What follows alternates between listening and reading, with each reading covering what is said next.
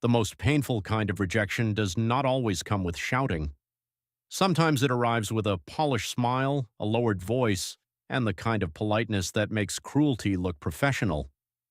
Marcus Ellison knew that kind of rejection well. He had known it since childhood, since the first time a teacher assumed he had cheated because his test score was too high, since the first time a store clerk followed him through every aisle while pretending to straighten shelves, since the first time a man in a suit asked him if he worked valet at a charity event where Marcus had donated more money than half the people in the room. But he had promised himself, years ago, that his children would never see him shrink. So on that bright Saturday morning when he walked into Rosemont Hills Country Club with his wife Naomi, his 14-year-old daughter Ava, and his 11-year-old son Caleb, Marcus carried himself the way he always did, upright, calm, and unshaken. Rosemont Hills was the kind of place that announced old money without ever needing to say the words. The driveway curved through acres of clipped green lawn. White columns rose at the front entrance. Inside, sunlight fell across marble floors so polished they reflected the chandelier above like still water. On the walls hung oil portraits of men with silver hair, hunting dogs, and the satisfied expressions of people who had never once wondered whether they belonged. Ava looked around with wide eyes. She had been talking about this day for a week. She loved tennis more than almost anything, and Rosemont Hills had the best junior tennis program in the county. Caleb was more interested in the swimming pool and the cheeseburgers he had heard came with hand-cut fries, but even he stood a little straighter when they entered the lobby. Naomi squeezed Marcus's hand. "This is a big day," she whispered. Marcus smiled down at her. "It is." They had not come there by accident. Their membership had been approved 2 months earlier after a long application process, multiple interviews, reference checks, and a sponsor letter from one of the club's oldest members. Marcus had paid the initiation fee, signed every document, received the welcome email, and been told to bring his family in for orientation. It was supposed to be simple: a tour, photographs for membership cards, lunch on the terrace, and Ava's first meeting with the tennis coordinator.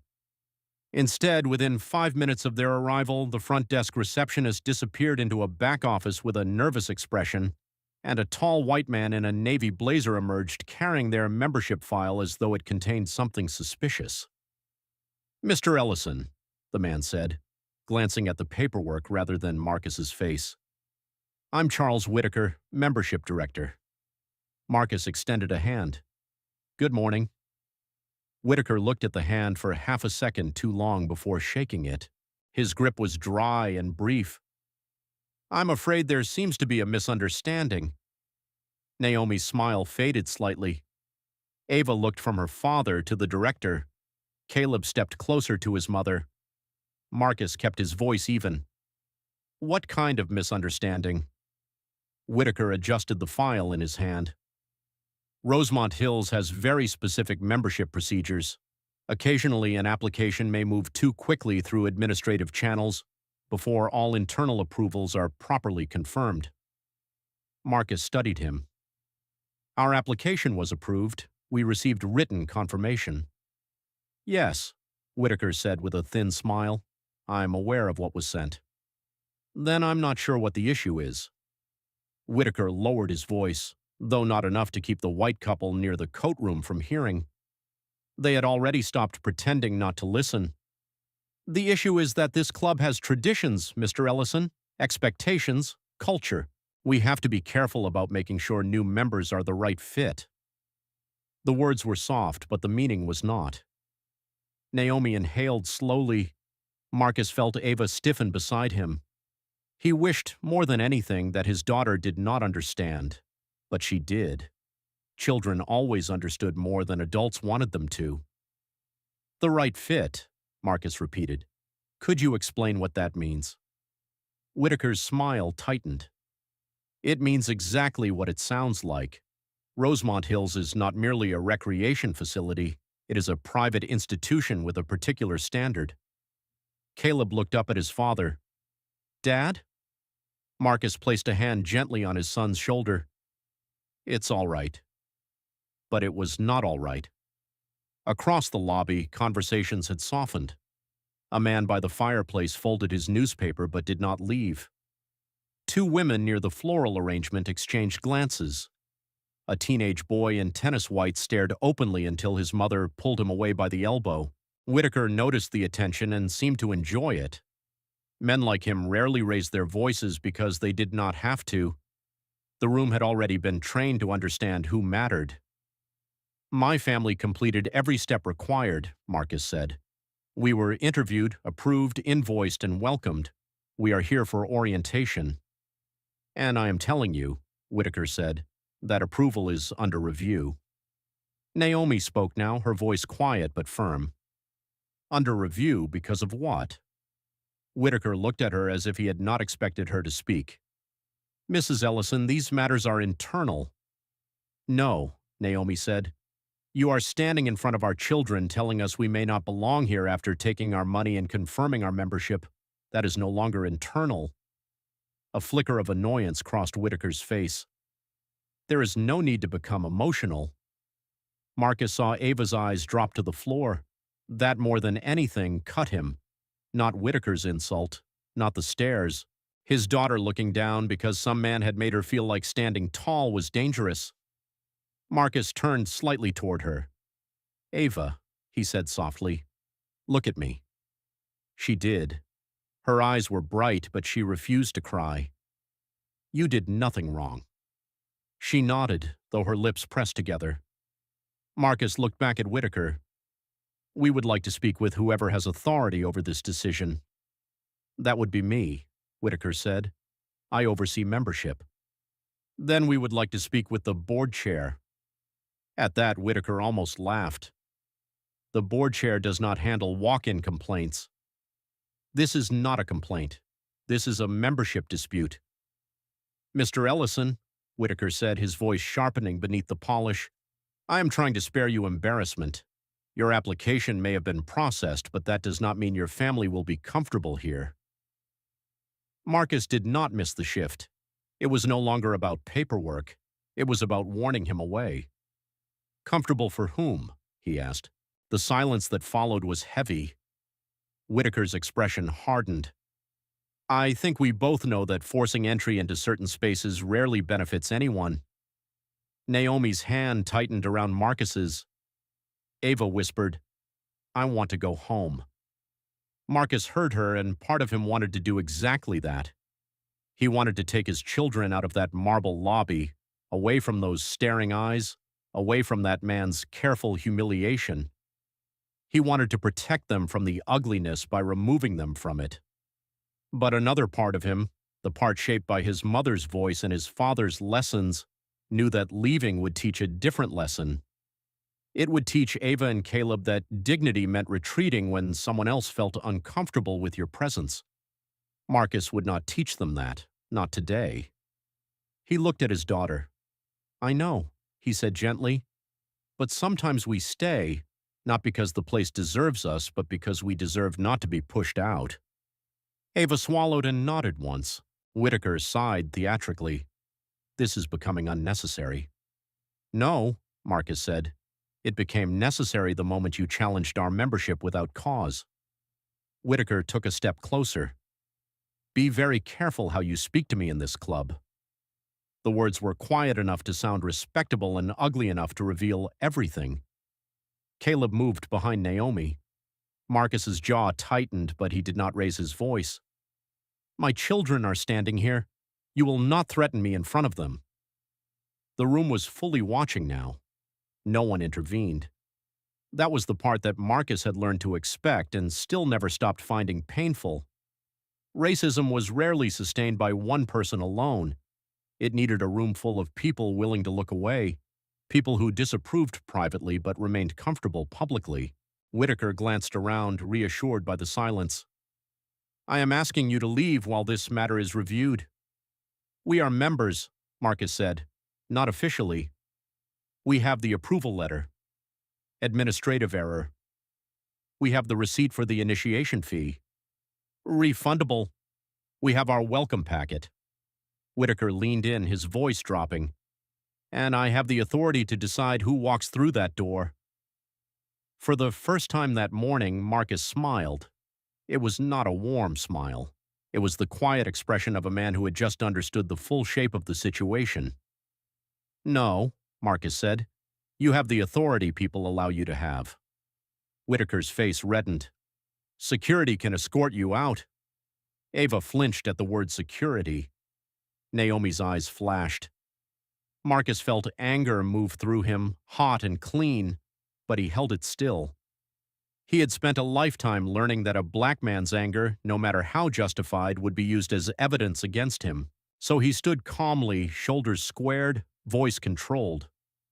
"Call them if you feel you need to," Marcus said. "But understand that if you do, this will not remain a private embarrassment for you. It will become a very public one for this club." Whitaker opened his mouth to answer, but another voice cut across the lobby. "Charles." The single word changed the room. Everyone turned. An older white woman stood near the entrance to the dining corridor. She wore a cream suit, low heels, and a pearl necklace that looked inherited rather than purchased. Her silver hair was swept back neatly, and though she was not tall, the room seemed to make space for her before she even moved. Whitaker's expression shifted instantly. The confidence drained from his face and was replaced by something close to alarm.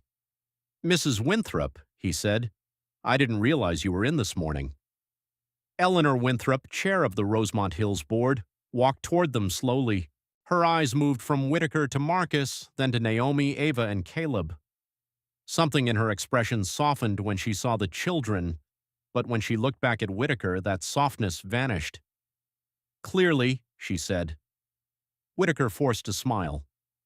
"There has been a minor administrative matter with the Ellison application. I was just explaining." "I heard what you were explaining." The lobby went silent in a new way now. Not curious silence, nervous silence. Eleanor stopped beside Marcus's family. "Mr. Ellison, Mrs. Ellison, I am Eleanor Winthrop. I owe you an apology before another word is spoken in this building." Marcus did not answer immediately. He had not expected an apology, and he trusted easy apologies even less than open insults. "Mrs. Winthrop," he said carefully.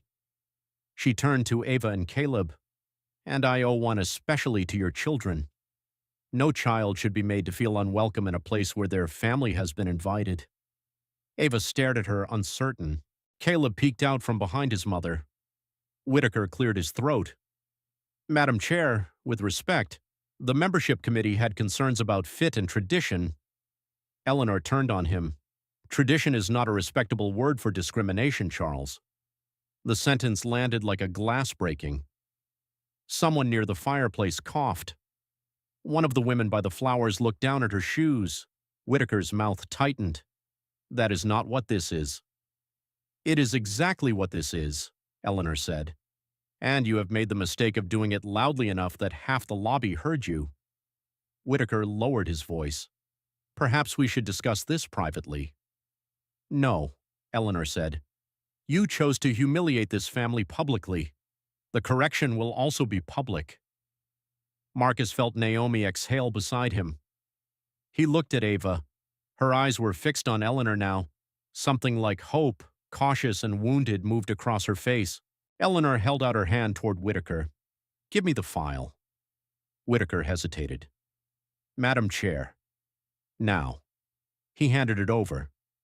Eleanor opened the folder, removed the approval letter, and held it up. The Ellison family was approved by unanimous board vote 6 weeks ago. Their initiation fee was accepted. Their membership number was assigned. Their orientation was scheduled by this office. She looked directly at Whitaker. "Your office." Whitaker's face had gone pale. There were later concerns raised. "By whom?" He said nothing. Eleanor's eyes narrowed. "By whom, Charles?" Several members expressed discomfort. "Names?" "I don't think." "Of course you don't." Eleanor closed the file. "Because there are no legitimate concerns. There is only prejudice dressed up as procedure." The words seemed to echo through the lobby. Marcus noticed the teenage boy in tennis whites had returned and was listening from behind a column. A few employees had gathered near the hallway. The receptionist stood frozen behind the desk. Eleanor faced the room. Let everyone here understand something clearly. Rosemont Hills has many traditions. Some are worth preserving. Excellence, sportsmanship, service, community. But exclusion is not tradition. Cowardice is not tradition. Racism is not tradition. Whitaker's voice dropped to a whisper. You are damaging the club. Eleanor looked back at him. No, Charles, you did that.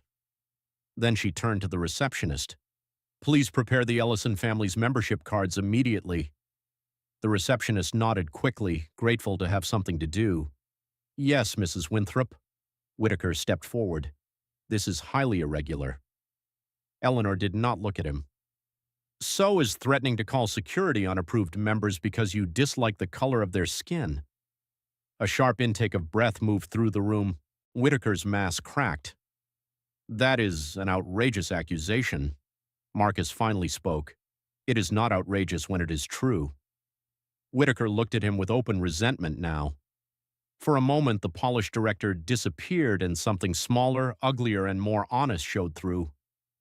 People like you always make it about race, he said. The room froze.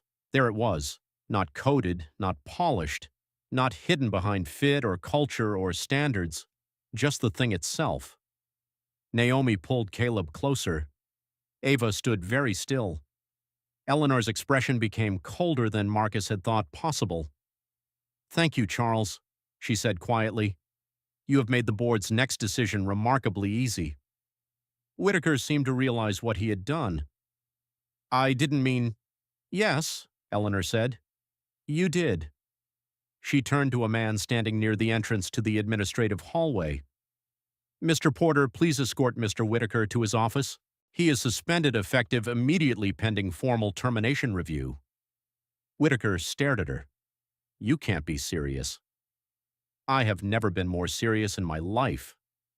I have given 15 years to this club, and apparently learned nothing during them. Mr. Porter, the club's general manager, moved forward with visible discomfort. Whitaker looked around the lobby as though expecting support. No one spoke. That was the second silence of the morning. The first had protected him, the second abandoned him. Marcus watched the shift with a bitter understanding. Many people only found courage once power changed sides. Whitaker gathered what remained of his dignity and walked toward the hallway, his face stiff, Mr. Porter beside him. As he passed Marcus, he did not apologize. Marcus had not expected him to. When he was gone, the lobby seemed to breathe again. The receptionist returned with 4 temporary membership cards, her hands trembling slightly. I'm sorry, she whispered as she handed them over. Marcus looked at her. She was young, maybe 22, and frightened. He accepted the cards. Thank you. Eleanor turned to the family. I know an apology does not erase what happened. Naomi's voice was controlled. No, it doesn't. You are right, Eleanor said, and I won't insult you by pretending otherwise. What happened here was not just one man's behavior. It happened in a room full of people who allowed it to continue. Several faces in the lobby turned away. Eleanor did not spare them. That will be addressed. Marcus studied her.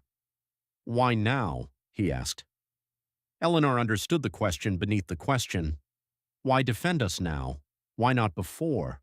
Why did this club need a public incident before doing the right thing? She nodded slowly. Because I failed to see how much power I had left in the hands of people who should never have held it. That is not an excuse, it is an admission.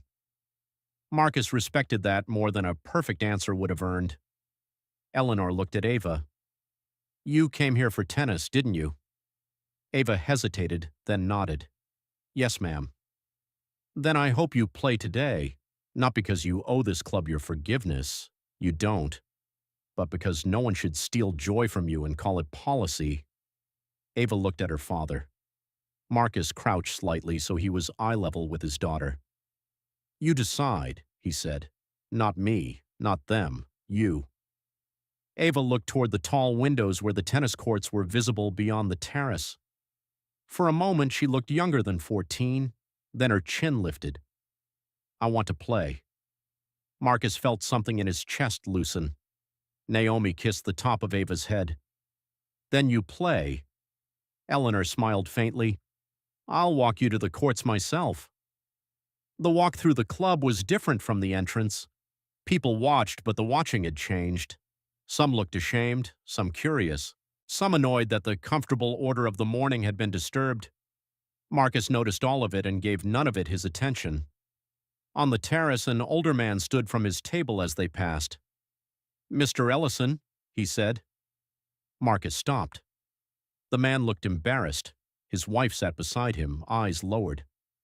I should have said something in there. Marcus waited. The man swallowed. I'm sorry I didn't. Marcus looked at him for a long moment. Then say something next time. The man nodded. I will. Marcus did not know whether he would, but Ava had heard it, and that mattered. At the tennis courts, the junior coach, a red-haired woman named Karen Mills, hurried over with a clipboard. She looked shaken, clearly aware that something had happened. Ava Ellison? She asked. Ava nodded. Karen smiled, warm and genuine. We're glad you're here. I've heard you have a strong backhand. Ava's face brightened despite everything. I do. Good, Karen said.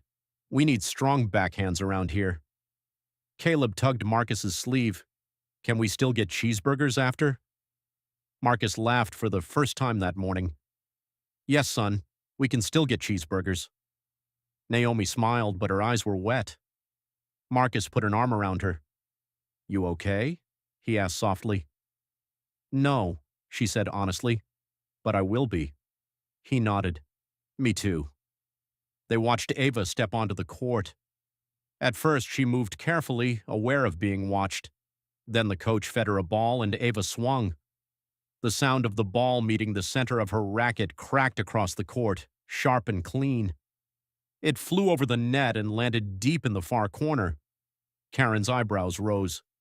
Well, she said, that was not a rumor.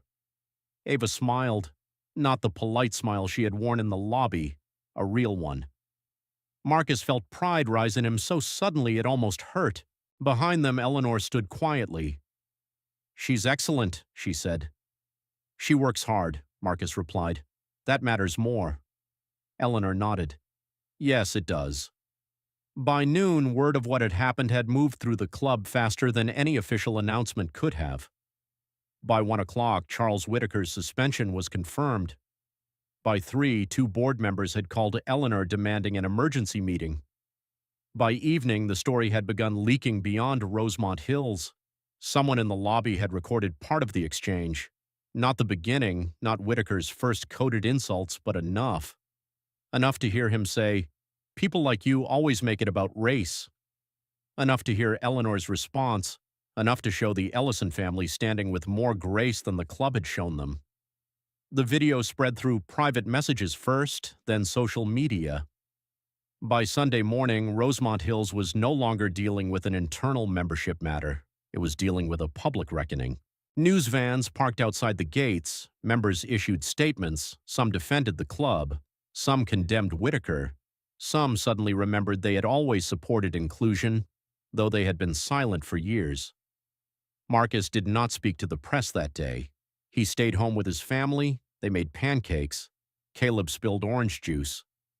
Ava replayed footage of her tennis swing that Naomi had recorded after the incident, focusing not on what happened in the lobby but on the ball she had sent cleanly down the line.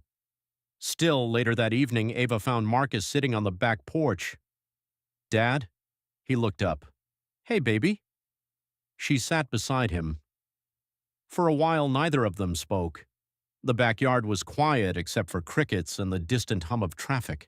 Finally, Ava said, Did you know that was going to happen? Marcus thought about lying, but he had always tried not to lie to his children about the world. I knew it could. She looked down at her hands. Because we're black. Because some people see that before they see anything else. Ava's voice was small. I hated how everyone stared. I know. I hated that I wanted to leave.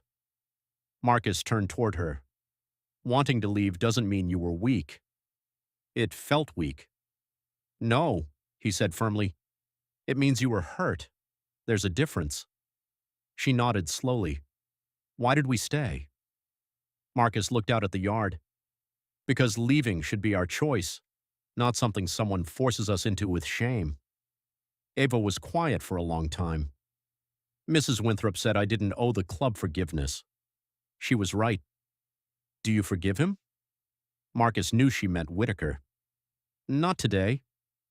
Ava looked surprised. Adults often told children to forgive quickly because it made the adults feel cleaner. Marcus would not do that. Forgiveness is serious, he said. It's not pretending something didn't hurt. It's not letting someone avoid consequences.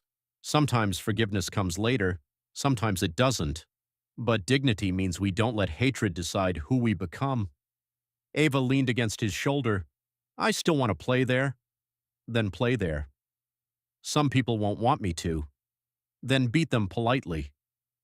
Ava laughed and Marcus smiled into the dark. On Monday morning, Eleanor Winthrop called Marcus personally. She did not ask him to defend the club publicly. She did not ask him to calm the controversy. She asked if he would be willing to attend the emergency board meeting and speak, only if he wanted to. Marcus almost said no. He had a company to run, a family to protect, and no desire to become the public face of Rosemont Hill's conscience. But Naomi, listening from across the kitchen, said quietly, maybe they need to hear it from someone they tried not to hear. So on Tuesday evening, Marcus returned to the club. This time he came alone. The boardroom was on the second floor, overlooking the 18th green. 12 people sat around a long mahogany table. 11 were white. Eleanor sat at the head. Charles Whitaker was not present. His attorney had advised him not to attend. Marcus stood at the far end of the room, wearing a charcoal suit and the calm expression he had spent a lifetime perfecting. Eleanor introduced him simply. Mr. Ellison has agreed to speak. Marcus looked around the table. Some board members met his eyes, some did not. I'm not here to beg for a place in your club, he began. My family was already approved. We paid the same fee, followed the same rules, and arrived with the same expectations as anyone else. What happened Saturday was not a misunderstanding. It was not poor communication. It was not one unfortunate comment. It was the exposure of a culture that allowed one man to believe he could stand in a lobby and decide that my family did not fit. No one interrupted. Marcus continued. I have been successful by most measures this room respects. I own a logistics company with more than 400 employees. I serve on 2 nonprofit boards. I donate to schools, hospitals, and scholarships. But none of that protected my children from being humiliated at your front desk. And that is the point. Racism does not always ask whether you are qualified. Sometimes it sees your qualification and resents you more. A woman near the middle of the table lowered her eyes. Marcus's voice remained steady. My daughter came here to play tennis. My son came here to swim and eat lunch. They left understanding something no child should have to learn in a country club lobby, that there are adults who will look at them and see a problem before they see a person. He paused. The question is not whether Charles Whitaker should be fired. Of course he should. The question is why he felt safe. Who laughed with him? Who complained quietly to him? Who used words like culture and fit because they were too careful to use the words they meant? Who stood in that lobby and watched? Silence settled over the room. This time Marcus let it sit. If you want to fix this, do not start with a press release. Start with the truth. Audit your membership practices. Review rejected applications. Look at who has been kept out and why. Put people on your board who do not all come from the same neighborhoods, schools, and families. Train your staff, yes, but also challenge your members. Because the people serving drinks are not the only ones who need training. Sometimes the people holding the glasses need it more. Eleanor's mouth tightened, almost a smile. Several board members shifted in their chairs. Marcus placed both hands lightly on the back of the chair in front of him. My family may remain members. We may not. We haven't decided. But understand this. Membership is not the prize you think it is. The privilege is not ours because we were allowed in. The privilege is yours if families like mine still believe this place can become better than it has been. He stepped back. That's all. For a moment, no one spoke. Then Patricia Caldwell, one of the newer board members, stood. "Mr. Ellison," she said, her voice thick with emotion, "thank you." One by one, slowly, others stood as well. Not all of them, but enough to matter. Marcus did not mistake applause for change. He had seen too many rooms clap for justice and then vote for comfort. But Eleanor's face told him something different. She was not moved in the shallow way of people who wanted to feel forgiven. She was calculating next steps. Good, Marcus thought. Emotion faded. Structure remained. 2 weeks later, Charles Whitaker was terminated. Not allowed to resign quietly. Terminated. The official letter cited discriminatory conduct, abuse of authority, and violation of club governance standards. 3 members who had pressured him to challenge the Ellison family's approval were suspended pending review. One resigned in anger and gave an interview complaining that Rosemont Hills had surrendered to politics. The interview did not help him. Eleanor announced a full independent review of membership practices going back 15 years. The club created a community access scholarship for junior athletics, expanded its board, and established a clear anti-discrimination policy with actual enforcement authority. Some members complained, a few left, more stayed, new families applied. Not because Rosemont Hills had become perfect, but because for the first time in its long history, it had been forced to decide whether tradition meant preserving exclusion or building something worthy of surviving. Through all of it, Ava kept playing tennis. At first she was known as the girl from the video. Other juniors whispered. Some were kind in awkward ways, some avoided her. One girl, Madison Whitaker, Charles's niece, refused to shake Ava's hand after a practice match and said, "My uncle said your family ruined everything." Ava looked at her across the net and replied, "No, your uncle said what he believed out loud." Then she picked up a racket and won the next set 6-love. By the end of summer, nobody talked about the video when Ava stepped onto the court. They talked about her serve. Caleb made friends at the pool faster than anyone expected, mostly because he shared fries generously and could make cannonballs large enough to splash 3 lounge chairs at once. Naomi joined the club's literacy fundraiser and quietly transformed it from a polite luncheon into a program that delivered books and tutoring support to 4 underfunded schools. Marcus kept his distance at first. He attended when his family wanted him there, but he never confused access with acceptance. He watched, he listened. He measured change not by statements but by behavior. One afternoon in late August, he sat on the terrace while Ava played in the junior championship final. The same terrace where people had stared weeks earlier now buzzed with excitement. Ava was down a set and fighting back hard. Naomi sat beside Marcus, gripping his hand with every point. Caleb stood near the fence shouting, "Come on, Ava!" until a groundskeeper laughed and told him he had the lungs of a stadium announcer. Eleanor Winthrop sat 2 rows away. When Ava hit a passing shot down the line to break serve, Eleanor stood and applauded louder than anyone. Marcus smiled despite himself. The final point came after a long rally. Ava ran left, then right, then chased a lob toward the baseline. For a moment it looked unreachable. Then she turned, planted her feet, and swung with everything she had. The ball rose high, dipped just inside the line, and her opponent could only watch it pass. The court erupted. Caleb screamed. Naomi cried openly. Marcus stood slowly, pride swelling in his chest like sunlight. Ava dropped her racket and covered her face, laughing and crying at the same time. When she ran to her family, Marcus hugged her so tightly she squealed. "Dad, I can't breathe." "Good," he said, laughing. "That means you're alive to remember this." Eleanor approached with the trophy. She handed it to Ava, then looked at Marcus. "May I say something before the presentation?" Marcus glanced at Ava. Ava nodded. Eleanor stepped onto the small platform near the court. The crowd quieted. "At the beginning of this summer," Eleanor said, "Rosemont Hills was forced to look honestly at itself. Not because it chose to, but because a family arrived here with grace and was met with prejudice. Many institutions like ours prefer to treat such moments as scandals to survive. I have come to believe they are tests to answer.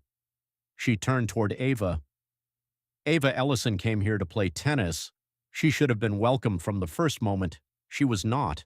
Yet she stayed, competed, and reminded this club that excellence does not ask permission from prejudice. Applause rose across the terrace. Ava looked down, smiling shyly. Eleanor continued. Today, with her family's permission, the board is announcing that our junior championship trophy will be renamed the Ellison Courage Cup. Not because it is the responsibility of the Ellison family to educate us, but because we should never forget the day this club was given the chance to become better, and a child showed more courage than many adults in the room. Marcus had not known about the renaming. He looked at Naomi. She was crying again. Caleb whispered, "That's us." Ava stared at Eleanor, stunned. "Thank you," she said softly. Eleanor handed her the trophy. "You earned it." Later, as the sun lowered over the course and the club lights flickered on, Marcus stood alone near the edge of the terrace. The same marble building rose behind him, unchanged in structure but different in meaning. Naomi joined him and slipped her hand into his. "What are you thinking?" she asked. Marcus watched Ava laughing with a group of juniors near the court, her trophy tucked under one arm. Madison Whitaker was not among them, but several other girls were, including one who had avoided Ava all summer and now seemed to be apologizing in the awkward, sincere language of teenagers still learning how to be brave. "I'm thinking my father would have liked this," Marcus said. Naomi leaned against him. "He would have loved it." Marcus nodded. His father had worked 30 years as a postal supervisor and had never been allowed to join places like Rosemont Hills. Not because he lacked the money by the end, though that would have been their official reason, because the door had been built to stay closed.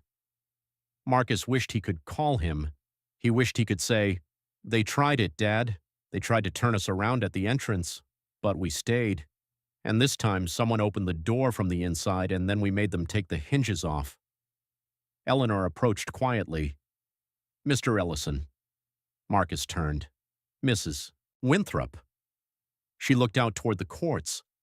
"I know there is still a long way to go." "There is. I know some people think today fixes what happened. It doesn't." "No," she said. "It doesn't. But I hope it marks the beginning of something real." Marcus considered her. Beginnings are easy. Continuation is harder. Eleanor smiled faintly. "Then I suppose we had better continue." Marcus extended his hand. This time, unlike Charles Whitaker, Eleanor shook it without hesitation, firmly and with respect. Across the lawn, Ava lifted her trophy high so Caleb could take a picture. The last light of the evening caught the silver cup and flashed bright against the darkening green. Marcus watched his children, and for the first time since walking into Rosemont Hills, he felt the weight on his shoulders ease. Not disappear. He knew better than that. The world had not transformed in one summer. Prejudice had not vanished because one director had been fired or one board chair had finally done the right thing. There would be other rooms, other stares, other people hiding old hatred behind new language. But his children had seen something important. They had seen their father stand without shouting.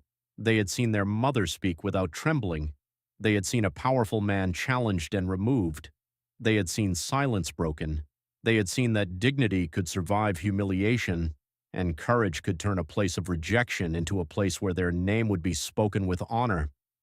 That night, as the Ellison family walked out through the front lobby, the same lobby where Charles Whitaker had tried to send them away, Marcus noticed Ava pause. She looked at the marble floor, the chandelier, the front desk, the doorway where they had stood that first morning. Then she reached for her father's hand. "Dad," she said, "I'm glad we didn't leave." Marcus looked down at her. "Me too." Caleb pushed open the front door dramatically, like a doorman at a grand hotel. "Members first," he announced. Naomi laughed. Ava rolled her eyes. Marcus stepped outside with his family into the warm evening air. Behind them, Rosemont Hills glowed with all its old beauty and all its new discomfort. Ahead of them, the driveway curved toward the open road. Marcus did not look back again. He did not need to. The door that had once been guarded against families like his had opened, and this time they had walked through it together.